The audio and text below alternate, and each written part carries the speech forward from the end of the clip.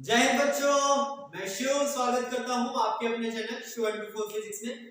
दोस्तों, आज का हमारा टॉपिक है NCERT class 12 chapter number 4 moving charges and magnetism. सबसे पहले इंट्रोडक्शन हम पढ़ते हैं क्योंकि ये जो हमारा आज का लेक्चर है ये है 4.1 जिसमें हम बात करेंगे इंट्रोडक्शन। यानी इस चैप्टर का इंट्रोडक्शन क्या है, इसके अंतर्गत हम क्या क्या पढ़ेंगे, ये होता क्या है, इस पे हम बात करते हैं। ठीक है बच्चों, तो लेट अस स्टार्ट आज का video moving charges and magnetism introduction. ठीक है बच्चों, तो गर्मी की छुट्टी थी बच्चों, क्या थी गर्मी की छुट्टी। गर्मी की छुट्टी में अच्छा लगता ही है, हम लोग छोटे बच्चे हैं ही, 12th क्लास के स्टूडेंट हैं हम भी हैं।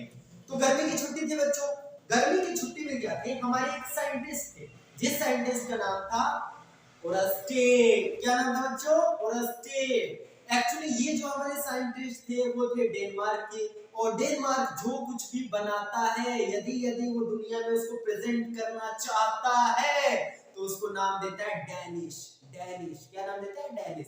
तो कहा जाता है एक डैनिश साइंटिस्ट थे जिनका नाम था ओरस्टेड, जिन्होंने पहली बार ये बात बताई थी कि जो मूविंग चार्जेस होते हैं, मूविंग हमारा करंट होता है, उसके चारों ओर क्या होता है बच्चों?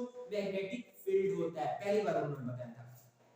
उस समय बात बहुत लोगों को हजम नहीं हुई थी कि सर ये क्या बोले जा रहे हो। बाद में आगे चल के हम लोगों को सारी चीजें पता लगी। तो साधारण शब्दों में बच्चों, हम इलेक्ट्रोस्टैटिक्स, करंट इलेक्ट्रिसिटी, जो हम इंसान हैं वो लगभग 2000 वर्षों से जानते थे। जैसा कि हमें पता ही है, इससे पहले पढ़ा था हम लोगों ने चैप्टर, कौन सा चैप्टर था? इलेक्ट्रोस्टैटिक्स। इलेक्ट्रोस्टैटिक्स में हम लोगों ने क्या पढ़ा था कि जो इलेक्ट्रिसिटी है, जो करंट है, जो चार्ज है, जहां से उसकी उत्पत्ति हुई है, चार्ज का प्रोडक्शन कहां हुआ? बहुत ही पहले लगभग 600 बीसी में, 600 बीसी में जो इंसान थे उनको पता लगा। क्या पता लगा? कि जो हमारा एम्बर होता है, एम्बर का मतलब समझते हो नहीं समझते हो ना? जो नदियों में या फिर जो छोटे छोटे पत्थर होते हैं, छोटे छोटे पत्थर, उसको हम एम्बर कहते हैं। यदि उसको उल से या सिल्क से रगड़ा जाता है तो चार्ज प्रोड्यूस होता है। इससे हम लोगों मतलब समझो, ईस्वी की अभी शुरुआत नहीं हुई थी, 600 बीसी में ही हमें ये बातें पता लग गई थी। तो वहां से चार्ज की शुरुआत हुई। लगभग 2000 वर्षों से हम जानते हैं कि चार्ज क्या होता है। 2000 वर्षों से हम जानते थे कि इलेक्ट्रिसिटी जो है और जो हमारा ये मैग्नेटिक फील्ड है, करंट इलेक्ट्रिसिटी और जो इलेक्ट्रोस्टैटिक्स है, ये सभी अलग अलग चीजें जानते थे। उतना हमें नॉलेज नहीं था हम इंसानों को। बट 18वीं शताब्दी में एक बहुत ही अच्छी बात हुई। हमारे साइंटिस्ट, जो अभी हमने थोड़ी देर पहले डिस्कशन किया था, कौन थे?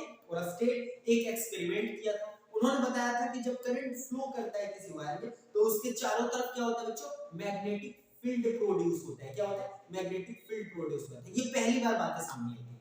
उसके बाद से हमारे एक साइंटिस्ट थे मैक्सवेल, जिन्होंने बताया था, क्या बताया था? उन्होंने अपना मैक्सवेल इक्वेशन दिया था जिनमें उन्होंने फॉर्मुलेट किया था इन सारी चीजों को, करंट, इलेक्ट्रिसिटी, मैग्नेटिक्स, इलेक्ट्रोस्टैटिक्स को फॉर्मुलेट करके बताया था कि हाँ एक्चुअली में होता है।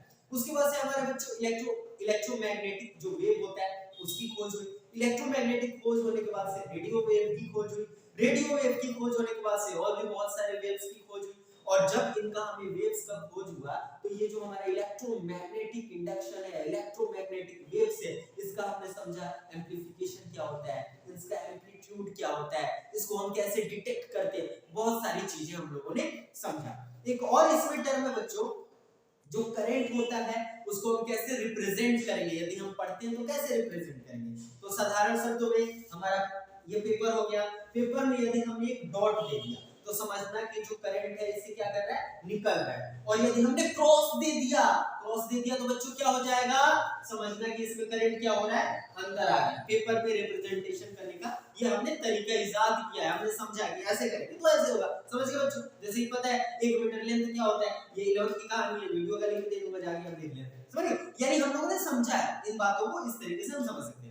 उसके बाद से बच्चों हमारी कहानी की स्टार्ट हुई। उन्होंने एक एक्सपेरिमेंट किया। ऐसे ही तो नहीं बता देंगे ना। अगर मैं आपके सामने कुछ कहता हूं कि ये ऐसे होता है तो आप साइंस के स्टूडेंट्स को कहोगे नहीं सर आप प्रमाण दो, प्रमाण दो। तो प्रमाण के लिए उन्होंने क्या किया था? प्रमाण उन्होंने ये दिया था, एक ऑब्जर्वेशंस किया था। ऑब्जर्वेशन जो उन्होंने किया था ये आपके सामने है।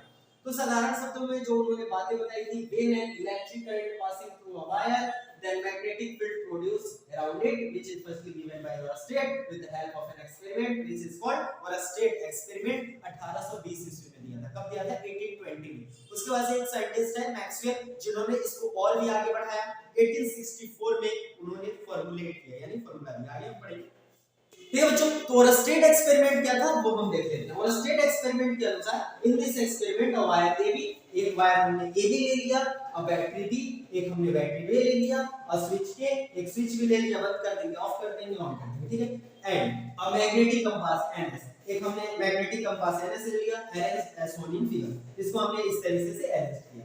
When electric current passing through the wire, जब हम इसमें इलेक्ट्रिक करंट पास कराएंगे बच्चों तो क्या होगा? Magnetic needle NS deflected. उन्होंने देखा जब इसमें करंट पास हो रहा है बच्चों, तो ये जो हमारा मैग्नेटिक नीडल है वो डिफ्लेक्ट हो रहा है, डिफ्लेक्ट हो रहा है, डिफ्लेक्ट मतलब मुड़ रहा है। कहां मुड़ रहा है? जो वायर है हमारा उसकी तरफ मुड़ जा रहा है, उसकी तरफ मुड़ जा रहा है। क्यों मुड़ जा रहा है भाई? इसी के आधार पे उन्होंने बताया था कि जब किसी वायर से करंट फ्लो होता है तो चारों ओर मैग्नेटिक फील्ड प्रोड्यूस होता है। ठीक है सर, ये तो हम बात समझ गए, ये इंट्रोडक्शन पार्ट है। तो बच्चों इसमें हम पढ़ेंगे क्या? हम पढ़ेंगे इस चैप्टर में पढ़ेंगे कि मैग्नेटिक फील्ड क्या होता है, इसके अंतर्गत फोर्स क्या क्या लगते हैं। जब करंट फ्लो होता है तो करंट के अंतर्गत क्या हमारा मैग्नेटिक फील्ड होता है, कि कुछ और भी चीजें होती है वो हम देखेंगे। किसी भी पार्टिकल्स को, चार्ज पार्टिकल्स को, जैसे कि इलेक्ट्रॉन और प्रोटॉन को हाई एनर्जी के साथ कैसे हम एक्सेलरेट करते हैं वो भी हम देखेंगे। साइक्लोट्रॉन पढ़ेंगे। हम देखेंगे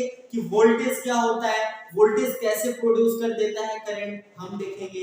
ये सारी चीजें करेंगे। गैल्वेनोमीटर क्या होता है, ये सारी चीजें हम देखेंगे और समझने का प्रयास करेंगे। ठीक है बच्चों, तो ये हमारा रहा टॉपिक जो कि था NCERT class 12 chapter number 4 moving charges and magnetism का इंट्रोडक्शन पार्ट। यदि ये वीडियो आपको पसंद आया हो, लाइक करें, शेयर करें, चैनल को सब्सक्राइब करें और इस वीडियो को ज्यादा से ज्यादा बच्चों को तक पहुंचाइए। बिल्कुल हमारा बेसिक्स था।